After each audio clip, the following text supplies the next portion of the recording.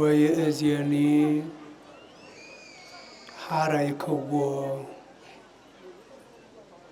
ወቀደስክዎ ለዝንቱ ቤት። ዛሬ ይህን ቤት መርጨዋለሁ ቀድሼዋለሁም።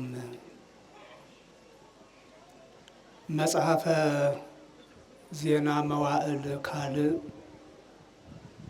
ምዕራፍ 7 ከቁጥር 16 ላይ የምናገኘው እግዚአብሔር ፈጣሪያችን ለሰሎሞንና እንደ ሰሎሞን የእግዚአብሔርን ቤተ መቅደስ እስከ ምጽአት ድረስ ለሚሰሩ ምእመናን ቃል ሲገባ ውል ሲሰጥ የተናገረው ቃል ነው። ያለነው በዓለ ሃምሳ ውስጥ እንደመሆናችን መጠን ክርስቲያኖች በምንገናኝ ጊዜ ሰላምታ ስንለዋወጥ የምንለውን ቃል የምስራች ቃል በመጀመሪያ እንላለን። ክርስቶስ ተንሥአ እሙታን አሰሮ ለሰይጣን ሰላም ኮነ። እንኳን ለትንሣኤው ደግሞም ደግሞ በዚህ አይነት መልኩ ውብ ቤተ መቅደስ ሰርታችሁ ለምትመርቁበት ቀን አበቃችሁ። እንኳን ደስ አላችሁ።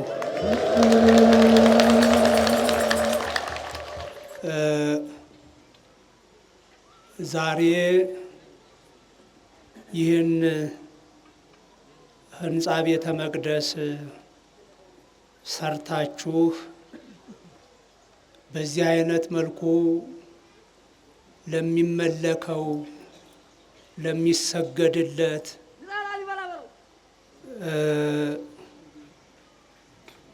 ለአምላካችን ለእግዚአብሔር ስታስረክቡ እግዚአብሔር ዛሬ ምን ብሎ እንደሚቀበላችሁ ትንሽ ከብሉይ ኪዳን የመጀመሪያው ቤተ መቅደስ ሲሰራ የተናገረውን የገባውን ውል በማንሳት እንነጋገራለን። ወይእዜኒ በሉ እስኪ ሐረይክዎ ወቀደስክዎ ለዝንቱ ቤት።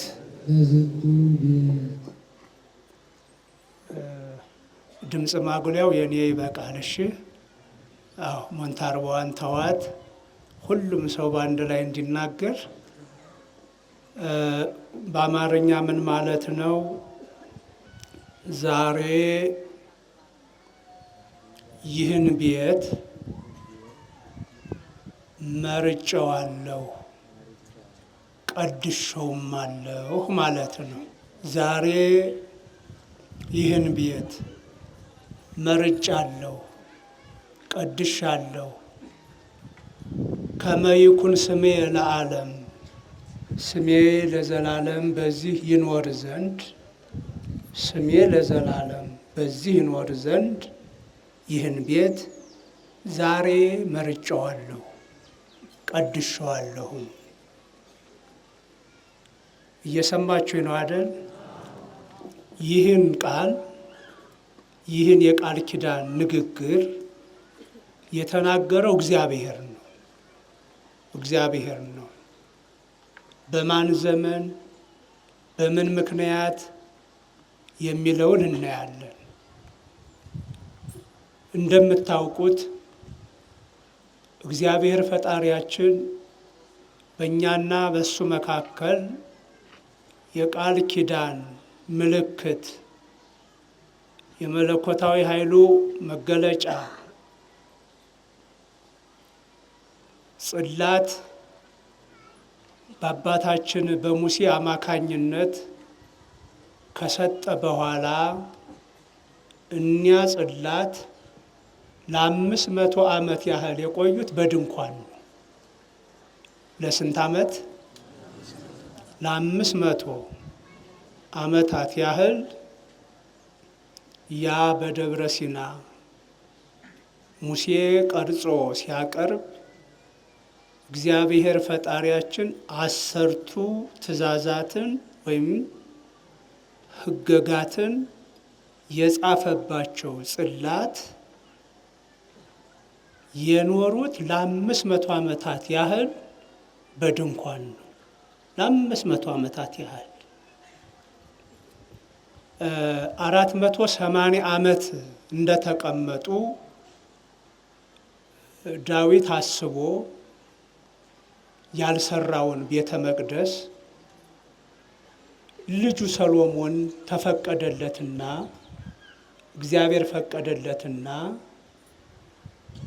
በነገሰ በ4 ዓመቱ ታቦቱን ሙሴ ተቀብሎ ከሙሴ ዘመን ጀምሮ ለ480 ዓመት በድንኳን ከኖረ በኋላ የመጀመሪያውን በምድር ላይ በድንጋይ በእንጨት በተለያዩ በከበሩ ማዕድናት የመጀመሪያውን ቤተ መቅደስ ሰሎሞን ከአባቱ እንደተነገረው እግዚአብሔር በዳዊት በኩል እንደሚሰራ እንደተነገረው በተነገረው መሰረት መስራት ጀመረ። በነገሰ በ4 ዓመቱ ታቦቱ በድንኳን መቀመጥ ከጀመረበት ጊዜ ጀምሮ 480 ዓመት ከሆነ በኋላ ማለት ነው እንግዲህ ቤተ መቅደሱን ሰራ። የእስራኤል መሪ ጥበበኛው ሰሎሞን እንደ ሀገር አስቦ አቅዶ የመጀመሪያውን ቤተ መቅደስ 7 ዓመት ጨርሶ አከናወነ። ስንት ዓመት? 7 ዓመት ላይ ጨረሰው። ምን ያህል ልዩ እንደሆነ አስቡት። በመንግስት ደረጃ ነው እንግዲህ እናንተ አሁን ይሄን እንዳጥቢያ ነው አይደል የሰራችሁት? እናንተ እንዳጥቢያ ነው። የመጀመሪያው ቤተ መቅደስ ግን እንደ መንግስት ነው የተሰራው። የሀገሪቷ መሪ ነው ሰሎሞን ማለት። ሰሎሞን እየመራ ነው እንግዲህ ያ ቤተ መቅደስ የተሰራው። ስለዚህ የተለየ ቅርጽ አለው፣ የተለየ ውበት አለው። የህንፃው ውበት ብቻ ሳይሆን ጥራትም አለው። ዲዛይኑን የሰጠው እግዚአብሔር ነው። በዚያ መሰረት ስንት ዓመት ጨረሰ? 7 ዓመት ተከናወነ። 7 ዓመት ይህን ቤተ መቅደሱን ካከናወነ በኋላ እንደ ሀገር ቤተ መንግስት ያስፈልጋል እና 13 ዓመት ደግሞ ቤተ መቅደሱን ሳያስመርቅ መጀመሪያ ሰርቶ አስቀመጠና እንደገና 13 ዓመት ደግሞ ቤተ መንግስቱን አደራጀ፣ ገነባ። ስንት ዓመት ሆነ በድምሩ? ስንት ዓመት? 20 ዓመት። ስለዚህ ታቦተ ጽዮን ሰሎሞን ይህን ቤተ መቅደስ ሲሰራ ስንት ዓመት ሆኗታል? በድንኳን መኖር ከጀመረች 480 480 ላይ ሲደመር 20 ስንት ዓመት? 500 ዓመት 500 ዓመት ታቦተ ጽዮን የመጀመሪያው የተሰጠን ጽላት ዛሬ አገራችን ኢትዮጵያ አክሱም ላይ ያለው ማለት ነው። ያ ጽላት 500 ዓመት በድምሩ በቤተ መቅደስ በድንኳን ኖረ። ከዛ በኋላ ሰሎሞን ይሄን 7 ዓመት የሰራውን ቤተ መቅደስ አልተኩራራበትም። 7 ዓመት ውብ የሆነ ቤተ መቅደስ በልዩ ድንጋይ በወርቅ በብር በዕንቁ በናስ ሰርቻለሁ ብሎ አልተመጻደቀም። እግዚአብሔር ያን ቤተ መቅደስ እንዲቀበለው በተለየ መልኩ እግዚአብሔር ስራ እንዲሰራበት ሰሎሞን ሰገደ በበረኪው በጉልበቱ ተንበርክኮ ጸለየ። የ7 ዓመት ቤተ መቅደሱን የሰራው መሪ ማለት ነው። እየሰማችሁ ነው። ምን አደረገ? ልክ እንደ ዛሬ እናንተ እንዳዘጋጃችሁት የምርቃት ቀን ምርቃቱ ተዘጋጅቶ ካህናቱ እንደ ስርዓቱ፣ የቤተ መንግስት ሰዎች እንደ ስርዓቱ፣ የአገር ሽማግሌ እንደ ስርዓቱ፣ ሴቱ ወንዱ በየማዕረጉ በየደረጃው ተጠርቶ ተቀምጦ ባለበት ሰዓት ንጉሡ ሰሎሞን ተንበረከከ።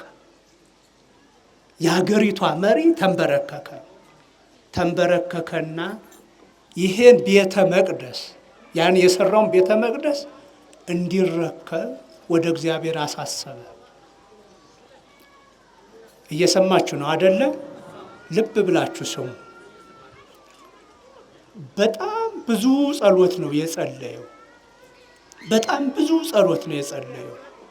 እንደው ጥቅልል ስናደርገው አንተም በድለን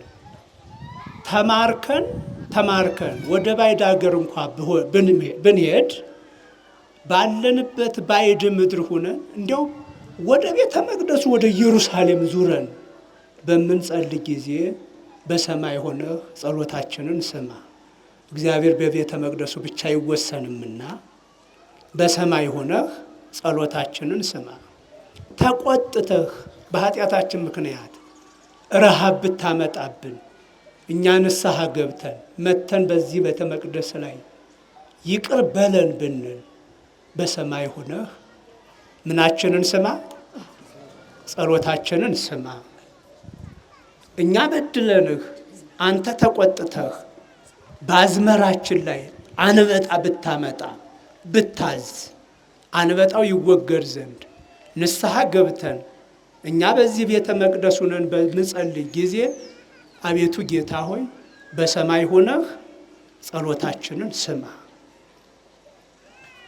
በኃጢአታችን ምክንያት ጠላት አስነስተህ ጦርነት ቢቀሰቀስብን እኛ ወደ አንተ ተመልሰን ሕዝቡ ወደ አንተ ተመልሶ በዚህ ቤተ መቅደስ በጸለየ ጊዜ በሰማይ ሆነህ ጸሎታችንን ስማ። ትልቅ ነገር አላቀረብንልህም።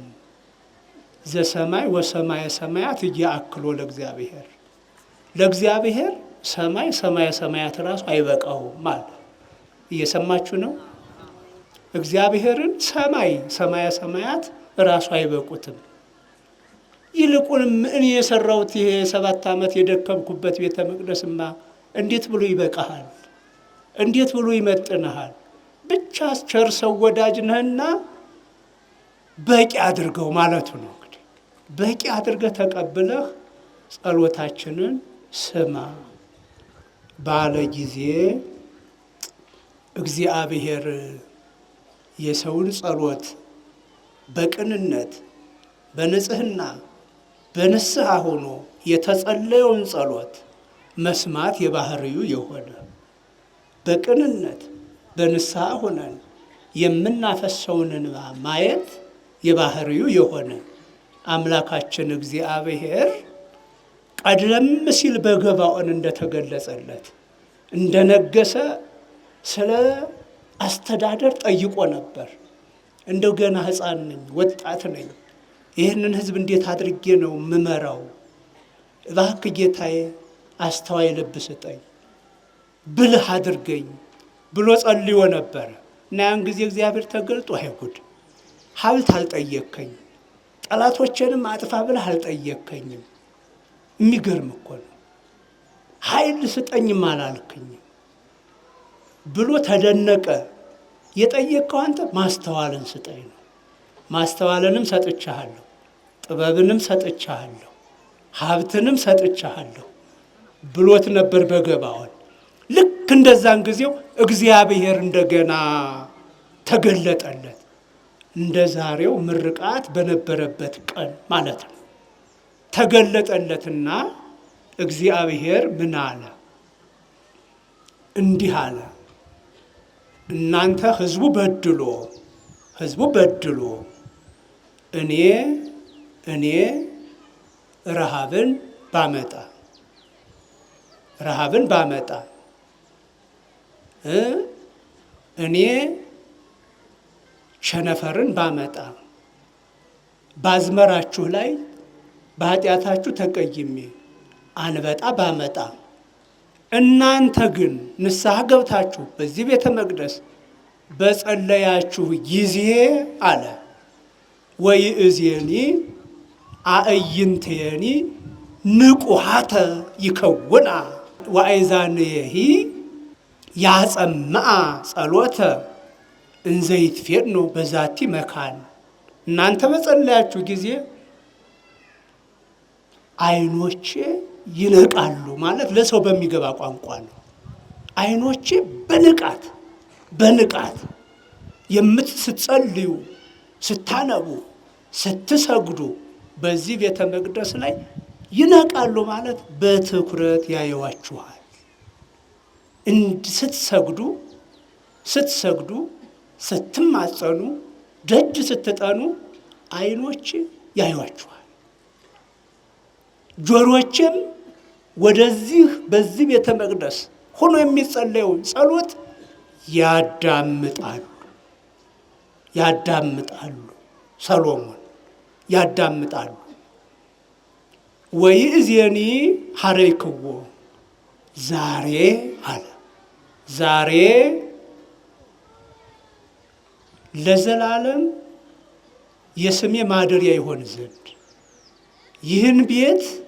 ይህን ቤት መርጬዋለሁ፣ ቀድሼውም አለው አለው። እግዚአብሔር ይክበር ይመስገን።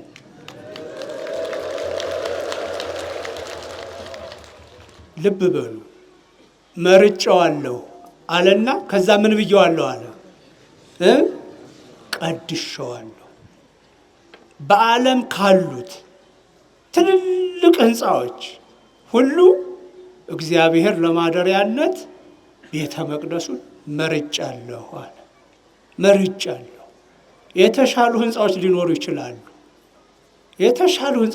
ይችላሉ። እግዚአብሔር እነዛን ሁሉ አልመረጠም። ዛሬ ይህን ቤተ መቅደስ መርጫለሁ።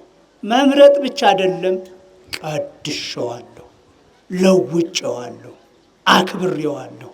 ተራ ቤት አይደለም፣ ቤተ መቅደስ የምስጋና ቤት ነው ብሎ እግዚአብሔር ተረከበ። እግዚአብሔር ውል ሰጠ። ከመይኩን ስምየ ለዓለም፣ ስሜ ለዘላለም ነው ያለው። እንግዲህ ለዘላለም በዚህ ይጠራ ዘንድ ይመለክ ዘንድ ይህን ቤተ መቅደስ ይህን ቤት መርጫለሁኝ፣ ቀድሻለሁኝ አለ። እንግዲህ በሌሎቹ በእስራኤል ልጆች ኃጢአት ኋላ ንስሐ መግባት አቅቷቸው በባቢሎናውያን በ586 ቅድመ ልደተ ክርስቶስ ያ ቤተ መቅደስ ቢቃጠልም እንደገና ደግሞ በዘሩባቤል ተሰርቶ ሌላ ውብ የሆነ ቤተ መቅደስ ተዘጋጅቶ ነበር። ኢየሱስ ክርስቶስ ሰው በሆነ ጊዜ በዛ ቤተ መቅደስ ሲመላለስ ከዚህ በኋላ ቤተ መቅደስ አያስፈልገኝም አላለም። እንዲያውም አካባቢው ላይ ያልሆነ የንግድ ሥራ ባየ ጊዜ እንዲህ የአባቴን ቤት የሽፍቶች ዋሻ፣ የሌቦች ዋሻ ታደርጉት? ይህንን በጉንም ወርቁንም ርግቡንም ላሙንም ከዚህ አስወጡ ብሎ ሲያጸዳው እናያለን። በሐዲስ ኪዳንም ቤተ መቅደሱ አስፈላጊ ሆኖ ለመቀጠሉ ማረጋገጫ ነው። እንግዲህ አደል መመናል። በሐዲስ ኪዳንም አሁን አንዳንድ ሰዎች ቤተ መቅደስ ያስፈልግ የነበረው በብሉይ ዘመን ነው፣ በሐዲስ ኪዳን ቤተ መቅደሱ ራሱ ሰው ብቻ ነው ይላሉ። ልክ ነው። ሰው የእግዚአብሔር መጀመሪያው ቤተ መቅደስ ነው። ከዛም ቀጥሎ ቤተ መቅደሱ ህንፃው አያስፈልገኝም አላለም። እንዲያውም ነጋዴዎቹን አላስፈላጊ ስራ በቤተ መቅደስ ይሰሩ የነበሩትን እዚህ የገበያ ሸቀጥ አስወጡ ብሎ ሲያጸዳው ሲያከብረው ነው ያየነው። እንዲህ ነው እንግዲህ ልብ በሉ ምእመናን፣ ቀድሼዋለሁ የሚለውን አስተውሉ። አሁን በቤተ ክርስቲያናችን ስርዓት ይህንን ውብ የሆነ ህንፃ ሰራችሁ። እግዚአብሔር ይባርካችሁ። እዚህ ላይ አሻራችሁን ያስቀመጣችሁ ሁሉ እንዲህ ነው እኮ ያለ ጊዜውም በጊዜውም ያለ ጊዜውም ጽና ማለት እንደዚህ እኮ ነው። ሲመችም ሳይመችም እግዚአብሔርን ማገልገል። አሁን ይሄን ቤተ መቅደስ የሰራችሁበት ዘመን የሚመች አይደለም ነው እንዴ? የሚመች ነው? ይኸው እያየነው ነው አሁንም ድረስ። ግን እግዚአብሔርን ማገልገል በተመቸ ጊዜ ብቻ አይደለም። እኛ ሰላም ነው በምንለው ቀን ብቻ አይደለም። በማንኛውም ቀን እግዚአብሔርን ማገልገል ይገባል እና በገንዘባችሁ፣ በጉልበታችሁ፣ በገንዘባችሁ እግዚአብሔርን አገለገላችሁ። ይሄ ውብ የሆነ ቤት ተሰራ። ቤተ ክርስቲያን እንዲባል ትናንትና የተከናወነውን ስራ ታይታችኋል። ወይትም በሜሮን ዘውእቱ ቅብአተ ፍስሕት እስመ ማኅተመ እግዚአብሔር ውእቱ። ቤት ከተሰራ በኋላ ቤተ ክርስቲያን የሚሆነው እግዚአብሔር ሲቀድሰው ነው። እግዚአብሔር ሲለውጠው ነው። የተሰራው ቤት ሁሉ ቤተ ክርስቲያን አይሆንም። የተሰራው ህንፃ ሁሉ ቤተ ክርስቲያን አይሆንም። ቤተ ክርስቲያን እንዲሆን ምን አሉ አባቶቻችን ሰለስቱ ምዕት? በቅባ ሜሮን ይታተም አሉ። በምን ይታተም? በቅባ ሜሮን ይታተም እስመ ማኅተመ እግዚአብሔር ውእቱ። ቅባ ሜሮኑ የእግዚአብሔር ማኅተም ነው፣ ፊርማ ነውና። የአንድ ተቋም ደብዳቤነቱ የሚታወቀው ባለስልጣኑ ፈርሞ ቲተሩን ሲያስቀምጥ አይደለም፣ የተቋሙ ማኅተም ሲኖር ነው ያ ደብዳቤ ዋጋ የሚኖረው። የተሰራው ቤት የተሰራው ህንፃ ሁሉ ቤተ ክርስቲያን የሚሆነው ደግሞ ምን ሲያርፍበት ነው? ንገሩኝ አባቶች። ቅብአ ሜሮን ሲያርፍበት። በቅብአ ሜሮን ሲታተም የእግዚአብሔር ማኅተም አረፈበት ማለት ነው። ከዛ በኋላ ተራ ቤት አይደለም፣ ተራ ህንፃ አይደለም። በስነ ህንፃ ጥራት፣ በስነ ህንፃ ውበት፣ በስፋት የሚበልጡ ህንፃዎች በከተማ ሊኖሩ ይችላሉ። ግን ከዛ በላይ ነው። የማን ማኅተም አርፎበታልና? የማን ማኅተም? የእግዚአብሔር ማኅተም። ለዛ ነው ትናንትና ቆሞሳቱ በቅብአ ሜሮን ሲያትሙት ያያችሁት። ከዚህ በኋላ ተለወጠ። እግዚአብሔር ቀድሼዋለሁ አለ ማለት ነው። ለውጬዋለሁ፣ አክብሬዋለሁ አለ።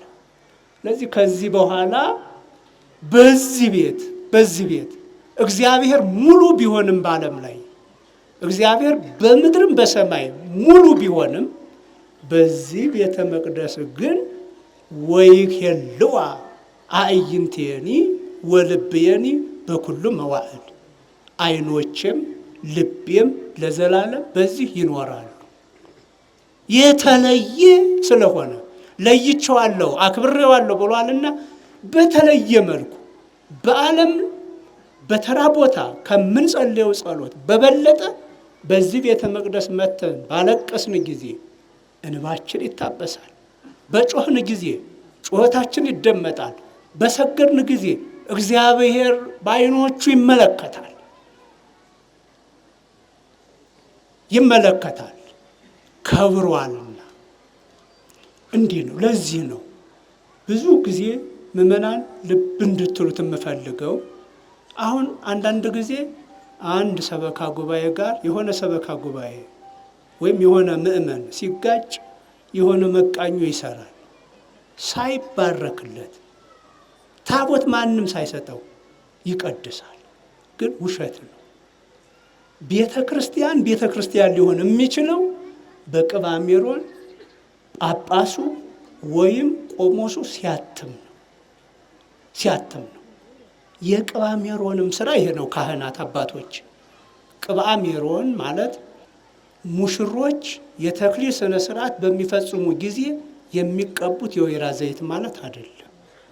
ሰው በታመመ ጊዜ በጆሮው የምናደርገው ቅባ ቅዱስም አይደለም ነው እንዴ? ልብ ብላችሁ ስሙኝ ካህናት። ቅባ ሜሮን ማለት አዲስ ሰው አዲስ አማኝ ተጠምቆ የሚታተምበት አዲስ ቤተ መቅደስ ተሰርቶ የሚከብርበት አዲስ ታቦተ ሕግ ወይም አዲስ ጽሌ ተዘጋጅቶ ሊቀ ጳጳሱ የእግዚአብሔር መለኮታዊ ኃይል ማደሪያ ይሆን ዘንድ ባርኮ የሚያትምበት አዲስ መንበር ተዘጋጅቶ የቅዱስ ሥጋው የክቡር ደሙ መፈተሻ የጽሌው ማስቀመጫ ይሆን ዘንድ ሊቀ ጳጳሱ ወይም ቆሞሱ የሚያትምበት አዳዲስ ንዋያተ ቅድሳት ጽና፣ ማይፈድ፣ ጽዋ፣ ልብሰ ተክህኖ ከሌሎች ተራ ዕቃ በመንደር ካለ ዕቃ የተለዩ የሚሆኑት በቅባ ሜሮን ሲታተሙ ነው። ቅባ ሜሮን ማለት ለዚህ ብቻ የሚውል ነው። ሰው አመመ ቢል በጆሮው አይደረግም። ቅባ ሜሮን እየሰማችሁ ነው ካህናት። ሙሽራ ቢመጣ ቅባ ሜሮን አይቀባም። ሌላ የወይራ ዘይት ተባርኮ ነው ያኛው። ቅባ ሜሮን በነጋዴ እጅ አይገኝም፣ በሱቅ አይሸጥም፣ አይገዛም። በቅዱስ ፓትርያርኩ አማካኝነት ሊቃነ ጳጳሳት የሚያፈሩት ነው እየጸለዩ። ከዛ በኋላ ሊቃነ ጳጳሳት በፓትርያርኩ አከፋፋይነት መመሪያ ሰጭነት ተቀብለው ለየሀገረ ስብከታቸው አምጥተው ለወረዳ ቤተ ክህነት፣ ወረዳ ቤተ ክህነት ለየአድባራቱ አስተዳዳሪዎች የሚሰጠው ነው። ቅባ ሜሮን ከዚህ ሀገር መጣ፣ ከኢየሩሳሌም መጣ፣ ከግብፅ መጣ፣ ከዚህ ገዳም መጣ አይባልም። ካህናት እንዳትሳሳቱ። የተለየ ማኅተመ እግዚአብሔር ነው። ሰውን ማጥምቀን እጅ በመጫን ፈንታ ልክ ሐዋርያት እጃቸውን ሲጭኑ መንፈስ ቅዱስ ይወርድ ነበር አይደል የሚለን። በዛ ፈንታ ሰው ተጠምቆ እንደወጣ ቅባ ሜሮን ሲቀባ መንፈስ ቅዱስ ያድርበታል፣ ይወርድበታል። አዲስ ቤተ ክርስቲያን አዲስ ቤት ተሰርቶ ሲያልቅ የእግዚአብሔር ልዩ ማደሪያ እንዲሆን ያደርጋል። እየሰማችሁ ነው። ስለዚህ ታቦት ቅባ ሜሮን በሌላ እጅ አይገኝም። የካህናት ድርሻ አላችሁ። ማስተማር፣ ማጥመቅ፣ ማቁረብ፣ ተክሊል መፈጸም የካህናት ማዕረግ ይፈቅደዋል። ይሄን ቤተ ክርስቲያን የመባረክ ጽሌ የመባረክ ወይም ታቦት የመባረክ ስልጣን የለውም። ይሄ ለካህን ለቄስ አልተፈቀደም። ቆሞስ ራሱ ቤተ ክርስቲያን ይባርካል፣ ታቦት ግን አይባርክም። ታቦት ከማንም እጅ አይገኝ፣ ከሊቀ ጳጳስ ብቻ ነው። እንደ በዚሁ አጋጣሚ ይህን ላስተላልፍ ብዬ ነው። ነገ የታገኛችኋለሁ ይሄ ነው። አይ ታቦት መምህር የገሌ አመጣ ከተባለ መምህር የገሌ ዲያቆን ሾመ እንደማለት እኮ ነው። ዲያቆን የሚሾመው ማን ነው? ጳጳስ። ቄስ የሚሾመው ማን ነው? በቃ አንድ ሕፃን ዲያቆን ይሆን ዘንድ አንድ ዲያቆን ቄስ ይሆን ዘንድ ሊቀ ጳጳስ እጁን ጭኖ ይባርካል። የሊቀ ጳጳሱን እጅ አድርጎ እግዚአብሔር ሀብተ ክህነትን ያሳድርበታል። አንድ ዲያቆን ቄስ እንዲሆን ሊቀ ጳጳስ እጁን ይጭንበታል፣ ይልበታል። በዚህ አማካኝነት ሀብተ ክህነት ያድርበታል። ይሄ በሌላ እጅ በማንም አይደረግም አይደለም። ታቦትም እንደዛ ነው። የእግዚአብሔር መለኮታዊ ኃይል በታቦቱ ላይ እንዲያድር ሊቀ ጳጳስ ይባርካል። በምን ያከብረዋል? በምን ያትመዋል? ንገሩኝ። በምን ያትመዋል? በቅባ ሜሮን ያትመዋል። ከዛ በኋላ ኃይል መለኮታዊ ያድርበታል። የኢያሪኮን ግንብ የናደው ያ መለኮታዊ ኃይል ነው። ታቦተ ጽዮን ወደ ፍልስጤም ተማርካ በሄደች ጊዜ የሆነውን ታውቃላችሁ ሊቃውንቱ። ያ መለኮታዊ ኃይል ነው። ዛሬም ቢሆን እኛ በአክብሮት በፍርሃት ስናከብረው በታቦቱ ላይ ኃይል መለኮታዊ አለ። የቃል ኪዳን ምልክትም ነው። ስናነባ ስንጸልይ እግዚአብሔር ይሰማበታል፣ እግዚአብሔር ያደምጥበታል፣ እግዚአብሔር ይመለክበታል። ግን በዛ ልክ ነው ብሎ አክብሮ መንቀሳቀስ ያስፈልጋል። አሁን ቅድም ታቦት ስናከብር አይታችኋል። ጥንቃቄ አለው አይደል? አዎ። አንዳንድ ጊዜ ግን አይታችሁ ይሆናል። ታቦቱ ሲወጣ ጥላ የሚይዘው ቄስ ሻሹን እንደጠመጠመ ጋቢውን እንደለበሰ እዛ ላይ ልብሰ ተክህኖ ጨመር ያደርጉለትና ጥላ ይይዛል፣ ጽና ይይዛል። ይገባል? አይገባም። መታከክ፣ መተሻሸት ህዝቡ ራሱ ታቦቱ ፊቀረው አይገባም። ቅድም ባያችሁት እኔ እንኳን ርቀቴን ጠብቄ ነው የምቆመው። ብባርክበትም የኔ ኃይል እኮ አይደለም ያደረበት። የማን ነው? ታቦት ብባርክም የኔን ኃይል አሳድራለሁ። የማንን ነው የማሳድረው? የእግዚአብሔር መለኮታ ኃይል ነው። እኔ እንደናንተ ዝቅ ብዬ እማመልክበት ነው አምላኬ። ለአምላኬ የምሰግድበት የቃል ኪዳን ምልክት ነው። እኔ ስለባረኩት አልደፍረው፣ አልተሻሸው። ስለዚህ ታቦት በምታከብሩ ጊዜ ካህናት አባቶቻችን እንዲህ አድርጉ። ብዙ ስርዓቶች እየጠፉብን ነው። ይሄን አድርጉ። ሌላው ደግሞ በታቦት ፊት ሲዘመርም በጣም ጥንቃቄ ያስፈልገዋል። በፍጹም ቅንነት እኔ ትልቅ ነኝ እኔ ትንሽ ነኝ ሳይል ሁሉም ሰው በቅንነቱ ነው እልል ማለት፣ ማጨብጨብ፣ ማሸብሸብ ይገባዋል። ምሳሌያችን ማን ነው? ለዚህ ዳዊትን ታስታውሱታላችሁ አይደል? የአገር መሪ ነው። ከአሚናዳብ ቤት ታቦተ ጽዮን ተነስታ ስትሄድ በታቦቱ ፊት ያሸበሽባል፣ በእጁ ያጨበጭባል፣ በእግሩ ያሸበሽባል፣ በአፉ ይዘምራል። ያልገባት ባለቤቱ ሜልኮል ራሱን እንዳዋረደ አደረጋቸው። እንዴት ትቀላለህ አንተ በልጃገረዶች ፊት አለችው። ወይ ያልገባት ይሄው አልወለደችም። በዚህ የተነሳ እግዚአብሔር ተቀየመ፣ ማህፀኗን ዘጋ። ስለዚህ ታቦት በሚወጣ ጊዜ የማያጨበጭብ ሰው የማይዘምር ሰው የለም፣ ሊኖር አይገባም። ሁላችሁም በያላችሁበት ሆናችሁ እልል ማለት አምላካችሁን ነው እየዘመራችሁለት ያላችሁት። ለአምላካችሁ ነው የምስጋና መስዋዕት እያቀረባችሁ ያላችሁት፣ ለሌላ አይደለም እኮ። ይህም ማድረግ ሲዘመር ደግሞ እንደ ካህናት እንደ ሊቃውንት ታውቁታላችሁ። በትህትና በፈሪሃ እግዚአብሔር ዳንስ ቤት አይደለም ያለ ነው። መዝሙር ማለት ዘፈን ማለት አይደለም። ማህሌት ማለት የጭፈራ ቦታ ማለት አይደለም። በስነ ስርዓት ይኸው ዛሬ ጥሩ ነገር ነው ያየሁት።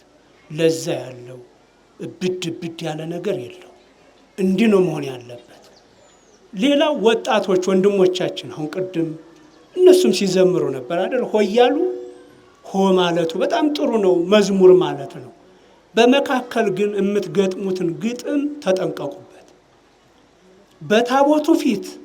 በታቦቱ ፊት ዘመርን ብላችሁ ያልሆነ ግጥም ገጥማችሁ እግዚአብሔር እንዳይቀየማችሁ የማይመሰገነውን እያመሰገናችሁ የማይረገመውንም እየረገማችሁ ስለ ሀገር ጋለሞታ የምትጨፍሩ አይነት ከሆናችሁ ግን በታቦቱ ፊት ትጓረዳላችሁ፣ አትከብሩ። እልል ማለታችሁ ቅድም ባየነው መልኩ ደስ ይላል። ይኸው እንደ ዳዊት መዘመር ማለት እኮ ነው። ግን ግጥሙ ምንድን ነው? ግጥሙ ምንድን ነው? አሁን የኛ የካህናቱ ክትትል እያነሰ ወጣቱ ሆ ሲል የሚገጥመው ግጥም ስንኙ የቤተ ክርስቲያን ለዛ ያለው አይደለም። ምንም ምስጢሩ ሲመረመር ከቆምንበት ከተሰበሰብንበት ዓላማ ጋር አብሮ አይሄድም። ይሄ በአገር ላይ መቅሰፍት ያመጣል። እናቶቻችን አሁን ቅድም ስትዘምሩ ነበር። መዝሙሩ ይገባል እንደ ሊቃውንቱ ማህሌት ማለት ነው። በየደረጃው ሰው በገባው ልክ እስከዘመረ ድረስ ይሄ ድጓ ነው ይሄ ድጓ አይደለም አይባልም። እንደገባው ሁሉ እግዚአብሔርን ካመሰገነ ለሌላ አታውሉት እንጂ እና ካህናት አባቶቻችን ሊቃውንቱ አባቶቻችን ይመለከታቸዋል። የሚዘምሩትን ሆ የሚሉትን ወጣቶች ገምግሟቸው። ምን ሆ እያሉ እንደሆነ ግጥማቸው ምን እንደሆነ ገምግሟቸው። የአገር ሽማግሌ ያልሆነ ነገር ገጥመው በበዓላችን ቀን እግዚአብሔር ዓይኑን ተክሎ በሚመለከተው በዓል ላይ ያልሆነ ነገር እየተዘመረ ከሆነ ሙት ይዞ ይሞታል ነው አይደለ? ያ ስተት ለሁላችንም መቀጫ ይሆንብናል። እና እንዲህ ተመካክሮ በዓልን ማክበር ይጠበቅብናል። እና ምን ልፈልጌ ነው ዛሬ እግዚአብሔር ይህን ቤት ቀድሻለሁ መርጫለሁ ብሏል። ደስ ይበላችሁ።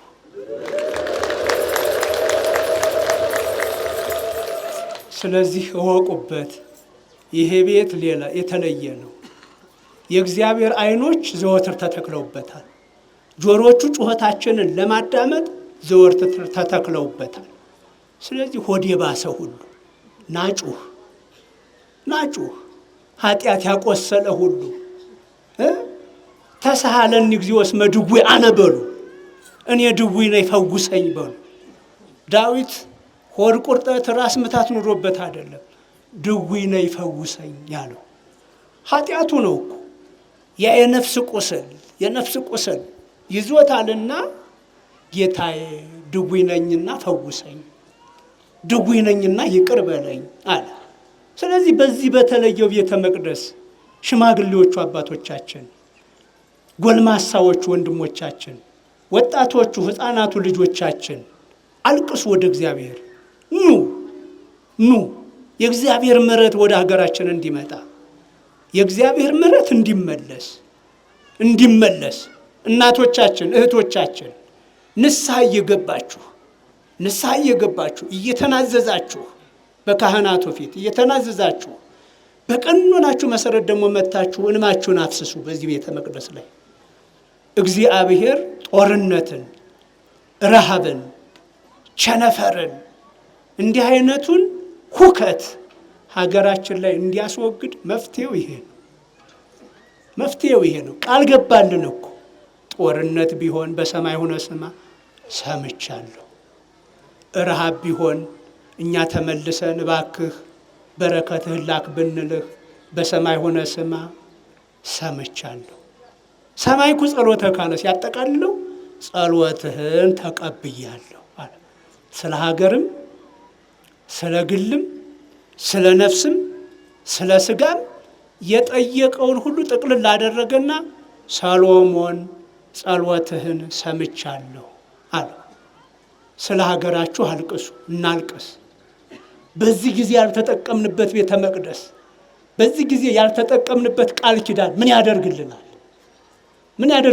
አባቶቻችን በዚህ ጊዜ ነው ስማ ኢትዮጵያን ተመልከታት፣ ማስተዋልን ስጠን፣ ይህን የመበላላቱን መንፈስ ከኢትዮጵያውያን አስወግድ፣ የመናበቡን፣ የመፈቃቀሩን፣ የመደማመጡን መንፈስ በኢትዮጵያውያን ልብ ዝራ ብላችሁ ጸልዩበት። እሺ ምእመናን፣ ዘወትር አልቅሱበት። የእግዚአብሔር ዓይኖች ሁልጊዜም ክፍት ናቸው። 24 ሰዓት አሁን መሽቷል ደክሞኛል የሚል አባት አይደለም፣ የሚል ሰራተኛ አይደለም። ወደ መስሪያ ቤት ስትሄዱ፣ ወደ ቢሮአችን ስትመጡ ይደክመናል፣ አሁን ምሳ ሰዓቴ ነው እንላለን። በቃ አሁን እረፍቴ ነው እንላለን። አሁን መሽቷል እየወጣሁ ነው እንላለን። እግዚአብሔር ግን ይላል 24 ሰዓት የማይታክስ ሰራተኛ፣ የሚያስተዳድር መሪ ይመጣል። ባለጉዳይ ይመጣል፣ ያቀብላል። እግዚአብሔር ይሰማል፣ አቤቱታውን ይሰማል፣ ማመልከቻውን ይሰማል። ስለዚህ እንጠቀምበት አደራ ለማለት ነው። ምእመናን እግዚአብሔር ይባርካችሁ። በጥቅሉ በዚህ ክፉ ዘመን እንዲህ የሰራችሁ ወንድሞቻችን ሁሉ እግዚአብሔር ይባርካችሁ። ስም አልጠራም፣ ብዙ ናችሁ። በከተማም በገጠርም ሁላችሁ በጉልበታችሁም በገንዘባችሁም በጸሎታችሁም በሁሉም ነገር የተሳተፋችሁትን ሁሉ እግዚአብሔር ከእጃችሁ በረከትን ከአይምሯችሁ ሰላምን አያጉድልባችሁ። ወስብሐት ለእግዚአብሔር። ክርስቶስ ፍቅር